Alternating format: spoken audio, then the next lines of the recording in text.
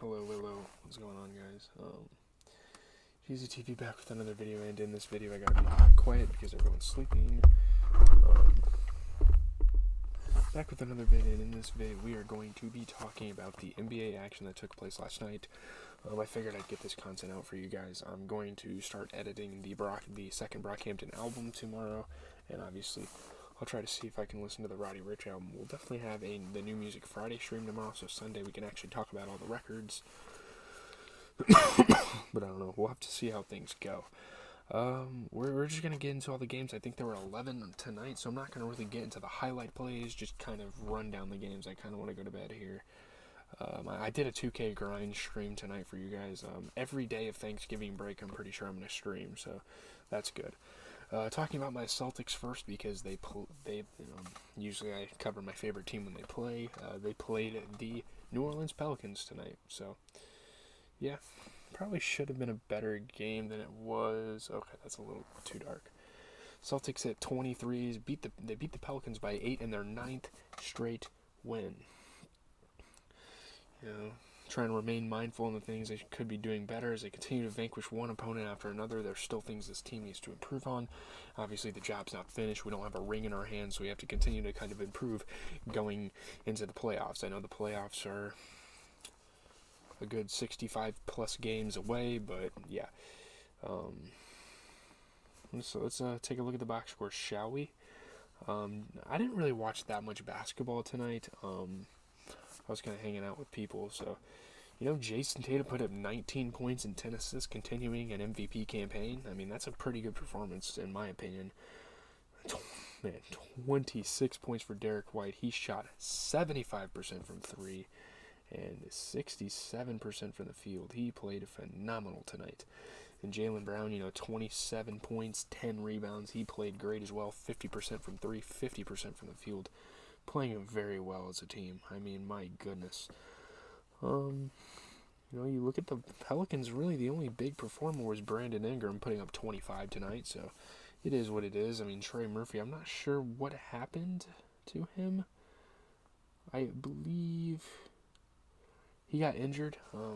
He had some foot soreness, so Trey Murphy not being able to play was kind of a big deal for the Pelicans because he's a good piece. I mean, he can drop double-digit points for them if he gets the time to play, but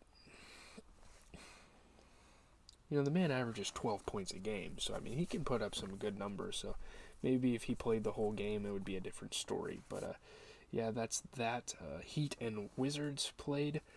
Bradley Beal scores 27 points. The Wizards outlast the Heat by 1 in overtime. Big scoring night for Bradley Beal and Kristaps Porzingis. Porzingis as well had his best rebounding night of this season. Very undermanned Miami Heat team, though.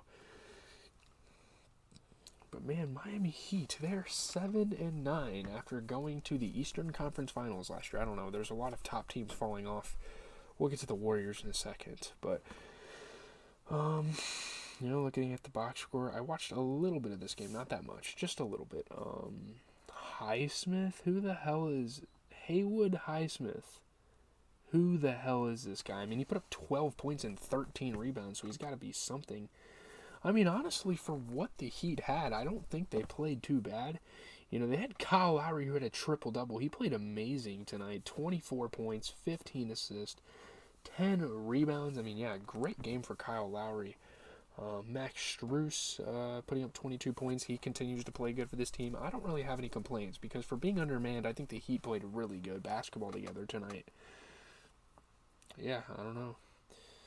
Obviously, they didn't have Jimmy Butler, they didn't have Bam Adebayo, they didn't have Gabe Vincent, they didn't have Duncan Robinson, they didn't have hardly anyone, or Tyler Hero, who's been hurt for a while. But yeah, but I mean, you look at the Wizards and their big three really shone through. I mean, Kyle Kuzma, fan favorite player. I like Kyle Kuzma. I like how he plays. I mean, he had 21 points tonight. 20 points, 17 rebounds for Kristaps Porzingis, and of course the ever so great scorer in Bradley Beal going out for 27 and shooting 50% from the field. So there's kind of that game. Yeah, I mean, me not watching a lot of basketball is kind of gonna cost you guys. I mean, obviously, I'll probably watch more tomorrow. I mean, I know there's college football, basketball on and stuff, but I'll still probably be able to catch the 5 games that are on. The first game starts at 5, so I'll probably watch college football until then. But, moving on to the Hornets and Cavs, another OT game. Wow. The Cavaliers hold off the Hornets by 10, and 2 overtimes. They snap a skid. The losing streak is over. I mean, the growing pains aren't subsiding. I mean, the Cavs are still kind of going through it as an organization. So, I mean, they get out of the skid, so that's cool. But, man, the fucking Hornets, even with LaMelo Ball back, they just cannot win games. Oh, he wasn't playing tonight. Yeah, you might as well just, set him for the rest of the year. I mean, you're paying the guy, so you might as well have him play. But it's kind of weird because I don't really understand the idea of tanking because, you're paying your players to lose. I don't know. That's interesting. P.J. Washington, though, 28 points, 10 rebounds. He shot 50% from the field. You had a 28-point performance for Terry Rozier. Kelly Oubre put up 34. This team didn't look too bad. I mean, Kelly Oubre shot 60% from the field, and off the bench, Nate Richards, a pretty good option for them. 13 points, 14 rebounds, 50% from the field. They didn't look terrible, but I mean, Mason Plumlee not being a scoring option, you need him to put up double digits. And the fact that he doesn't even average double digits on the season may be a sign for the Hornets to maybe invest in a new center or even try to start Nate Richards, or Nick Richards, however you say his name. Oh, it's Nick Richards. I thought it was Nate, sorry. Maybe start Nick Richards a couple of games and experiment and see, because I don't know. Yeah, I mean, Mason Plumlee just needs to be a 10 to 15 point scorer a night if you're a starting center in this league. He didn't even make a single shot. He missed 4 shots in 28 minutes, so... You look at the victors, the Cleveland Cavaliers. They looked unstoppable this game. I mean, Evan Mobley had 21 points and 18 rebounds. Jared Allen had 20 points and 12 rebounds. Who's stopping a team with 2 centers like that? I don't know. 2 big men, I guess. 41 points for Darius Garland. He had a 51-point game last weekend. Oh, my goodness. 34 for Donovan Mitchell. He shot 50% from the field. Who is stopping a performance like that? I mean, Jesus, the Cavs are playing out of their mind. That's insane. Oh, my goodness. All right. Move on. Bucks 76ers. I think it was a ESPN or TNT doubleheader. I don't remember which one it was. But Joel Embiid and the short-handed 76ers rallied to beat the Bucks by 8. I mean, the Bucks are a damn good basketball team, and the Sixers getting over the hump. The hump, that's cool. They're above 500 now without James Harden, so yeah, I mean, Joel Embiid playing good in all facets of the game, proving why he should be probably an MVP candidate this season despite missing games. Scoring the ball, rebounding the ball, even passing the ball, which is a bonus, which is a luxury. You don't really get that much out of Joel Embiid. They were down by 13 points at one point in this game, and they came back and beat the Bucks. Obviously, not having a lot of guys around them, this has to feel good to win a game like this. You look at the Bucks, though. Giannis Antetokounmpo, 25 points, 14 rebounds. You almost expect stuff like this from him. 21 points and 11 rebounds for Bobby Portis. Man, what a piece. I mean, 50% shooting from 3. But this Buchamp guy, I mean, they need to get Drew Holiday back. They need to get Chris Middleton back. I mean, Buchamp, he would have had to have an above-average game to win this game, let's be honest. Buchamp very, very underperforming. Took 3 shots in 15 minutes and missed them all. I don't know what the hell is happening here. When Drew Holiday came off the bench, minute restrictions. Okay, that makes sense. I mean, still, they still need Chris Middleton. I don't know what else to say about that, but looking at the 76ers here, Joel Embiid put up 32 points and 11 rebounds, shot 33% from the 3. Tyrese Maxey continuing to be a young talent in this league. He put up 24 points. He shot 75% from 3, 67% from the field. Very efficient night for him. And yeah, that about does it. That was actually a pretty solid game. I watched a little bit of that one, I think. Just a little bit, not that much. Magic and Bulls, what are we doing? I don't think I've really addressed the Bulls' struggles this season on my channel, but my goodness, what are the Bulls doing right now? They're struggling. They're struggling this year. It's tough, dude. They lose by 1. Jalen Suggs nails a 3. The Magic beat the Bulls by 1 after blowing a lead.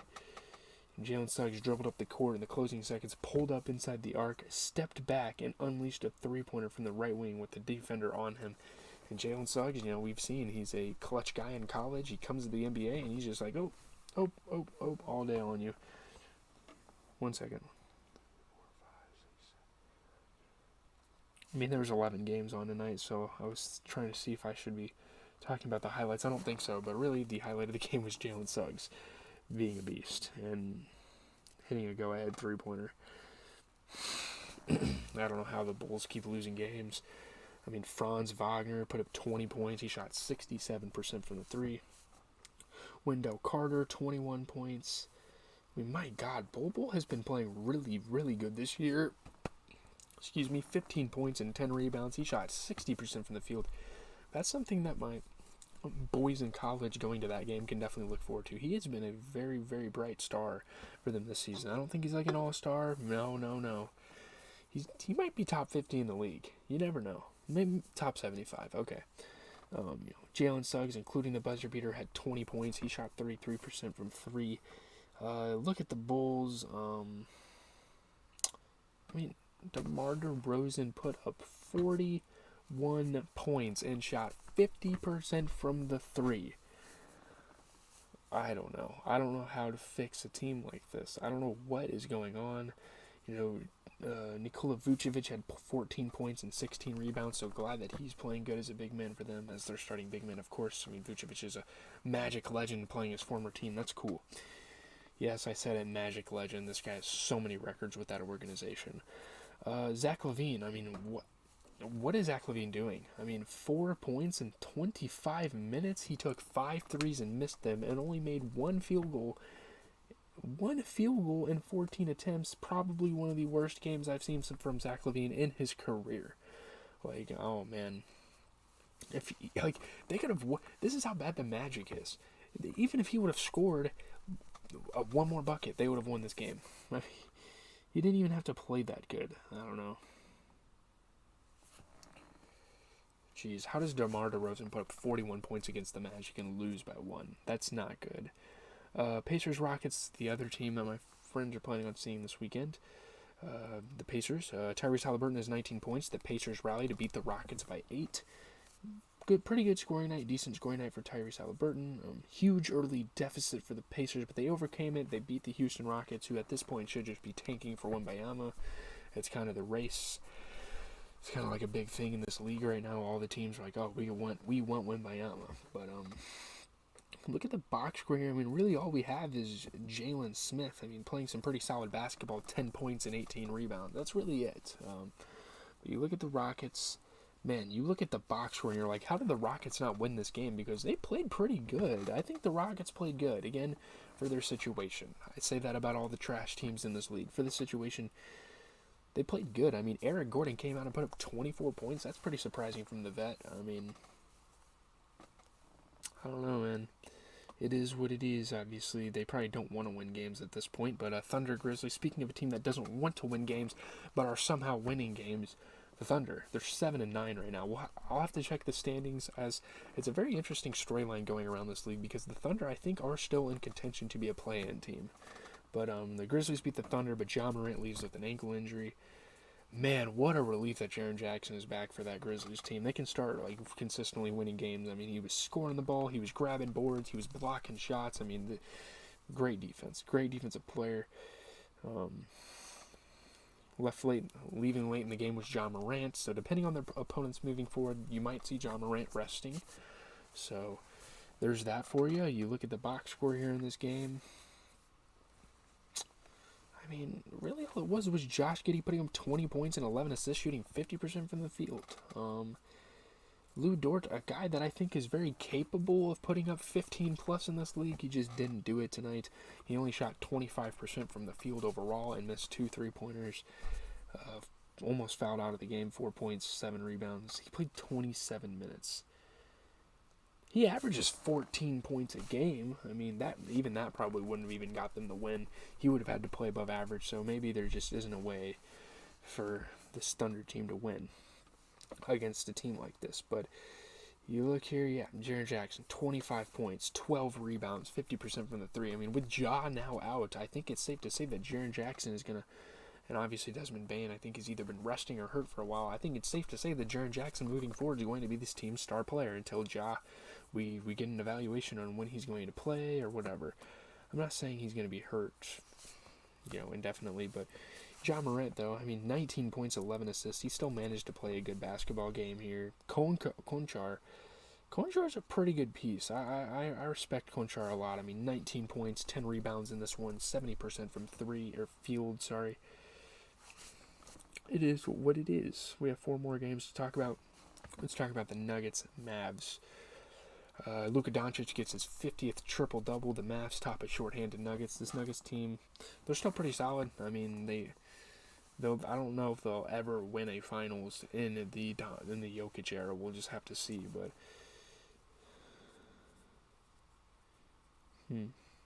Luka Doncic was, telling Coach Jason Kidd to let him stay in the game. The fourth quarter with Dallas well on its way to a blowout in the first 2 consecutive meetings with shorthanded Denver. So I guess if they continue to be shorthanded, Dallas should be getting some easy wins, and Luka was stat padding, so there you go. Looking at the box score, Nuggets played terrible, especially DeAndre Jordan. I mean, he's not going to be able to fill the shoes of Jokic because, I mean, Jokic could probably put up nearly 35 points in a game like this and help them win. I mean, DeAndre Jordan, he only averages 5 points a game. I mean, he played better than he has this season. And still, I mean, in 20 minutes, he didn't miss a shot. He put up 6 points, 2 assists, and 7 rebounds. Not even close to having Jokic. So I blame this on not having Jokic. I don't think it's DeAndre Jordan's fault. Very interesting box score here. No good performers. I mean, this team did not play good at all. You look at the Mavs side. Luka Doncic, 33 points, 11 assists, 12 rebounds, MVP caliber stat lines. Although he was kind of stat padding. I mean, dude, he only needed like 5 points to win the game. That's crazy to think about. I mean, obviously, he got them the momentum, so that's a dumb argument. But 50% from the field for him. And off the bench, boy, oh boy, is Christian Wood a great piece for this team. 28 points, shooting 50% from 3. This Mavs team might be good come playoff time for the fact that they have an all-star caliber, at least former all-star caliber. Christian Wood was an all-star caliber player in this league at some point, whether you like it or not. 28 points, man. You don't get that out of a lot of bench players in this league, and frankly, who knows why he's even on the bench. Suns and Jazz, this was a really good game. Lauri Markkanen scores his career-high 38 points. Jazz edged the Suns. Yeah, Lauri Markkanen had the best scoring night of his pretty early NBA career. He still has a lot of good years ahead of him, and I think we're looking at an all-star appearance for this man. So that's freaking sick. All-star selection, I meant. Turnaround jumper to beat the shot clock with 38.5 seconds left. Very improbable shot. Just turned around. And Lauri Markkanen playing very comfortable out there. That's really awesome. I like seeing him succeed. He's definitely a player you want to see succeed after kind of being underused in Chicago. Oh, wow, I didn't even see that Devin Booker put up 49 points. Devin Booker put up 49 points and 10 assists. Oh, I didn't even fucking see that. I mean, there's not much this Suns team could do more. It's just Lauri Markkanen doesn't play like this normally, even at the level he's at right now in this league. DeAndre Ayton being a pretty good big man for the Suns this season, 17 points and 10 rebounds. You look at the other side of the ball. Yeah, man. Such good surrounding pieces and surprising surrounding pieces. Yeah, Lauri Markkanen, 38 points, 67% from 3. He had a 13-point, 10-assist performance from Mike Conley, which is really good. I mean, he shot 80% from 3. Really good, honestly, for a veteran in this league like him. 20 points for former Sixth Man of the Year Jordan Clarkson, 33% from 3, 50% from the field. This team just couldn't go wrong. Malik Beasley, he's been kind of like showing out for this team this year. I mean, 27 points for him. Yeah, man, pretty good stuff there. Knicks and Warriors is the next game we're going to talk about. Steph Curry and Andrew Wiggins helped the Warriors beat the Knicks by 10. Steve Kerr telling Klay Thompson, relax a little, let the game come to him, and it seemed to work in this victory here. Warriors are still 2 games out. They have think about it. The Warriors have the same record as the Thunder. Think about this, guys. Maybe their scheduled strengths are different, but still, that is insane. You look at this Hawks team. 20 points for Julius Randle. I suppose that's not bad. Jericho Sims continuing to be a really good, athletic, young center in this league. He put up 10 points, 10 rebounds. I say start him over Isaiah Hartenstein. I think that's the solution to your problems. Why the hell is Hartenstein starting over Jericho Sims? That's just dumb. I mean, Isaiah Hartenstein, to be fair with you, he shot 75% from the field, shot a 3, made it. He put up 8 points. I mean, if you start Jericho Sims, he could possibly be a 15 to 20 point scorer at max, obviously, but I don't know how much the Knicks could do here. Warriors are obviously, I think the Warriors are better than the Knicks. The records might not say that, but I think as a team, I don't know. Maybe that's a tough argument to make. Andrew Wiggins had a 20-point performance. Coming off a 50-point performance, Steph Curry still came out 24 points, 10 assists. Klay Thompson, very efficient shooting night here with 20 points, 40% from 3, 50% from the field. So that's really cool to see Klay Thompson succeed, although his arrogance for the top 75 player list thing was really annoying. So it's kind of hard to appreciate him nowadays. But Lakers Pistons last game of the night. Again, Pistons are a tanking team. Lakers fans, don't fucking celebrate that you beat the Pistons. I'm with you guys. I want this team to win games, but this isn't a type of game we need to celebrate here. Anthony Davis leads the Lakers past the Pistons by 7 for their second straight win. I think that's the first time this season they've ever had a streak. Anthony Davis, good scoring, good board grab. Lonnie Walker was putting up some decent scoring for this Lakers squad. Held them off, man. Consecutive games for only the second. Oh, wow. So they've won 2 straight prior and then 2 straight now. Just a streaky team. That's all you can kind of equate that to. You look at the box score here. It's the Pistons. I mean, Bogdanovich had 20. Off the bench, Alec Burks, who's been known to be a pretty solid player in this league. He put up 23 points. He shot 60% from field. What's going on with Saddiq Bey this year, man? I mean, obviously they are tanking, but this guy should at least be able to put up 10 to 15 points a game. Come on, 4 points in 21 minutes. Shot 2 threes, missed them. Saddiq Bey went from putting up 50-point performances at some points. I think his career high is 50. I want to say. Maybe at least in the 40s. He put up a 54-point game. I think it was against my Celtics too. So, yeah, that's all. That always happens to us. Devin Booker put up 71 a couple 4 or 5 years ago. 4 points, 2 assists, 3 rebounds. Is that really a standard that we should hold Saddiq Bey to? I mean, what is that? But 38 points, 16 rebounds for AD. Fantastic game there. Russell Westbrook off the bench put up 10 points and 12 assists. So he's still playing like his prime. Obviously dumbed down a little more. I mean, Russell Westbrook's still averaging 16, 6, and 7. He's still playing good. He's a top 20 rebounder in the league, top 10 passer in the league. So that's definitely something you can give to him. So, yeah, it is what it is. I am out, guys. It's been a long night talking about basketball here. I think it's time to hit the hay. Leave a like, comment, and subscribe. I will definitely be editing and post. I don't know about the Roddy Ricch recording. I'll probably have to do that Sunday morning. Not sure. We'll have to see how the plans go. But I'll definitely be working on editing the Brockhampton video tomorrow so I can get it out to you guys tomorrow so you can at least have that content. I don't know how much other content I will have, but yeah, have a good rest of your day, guys.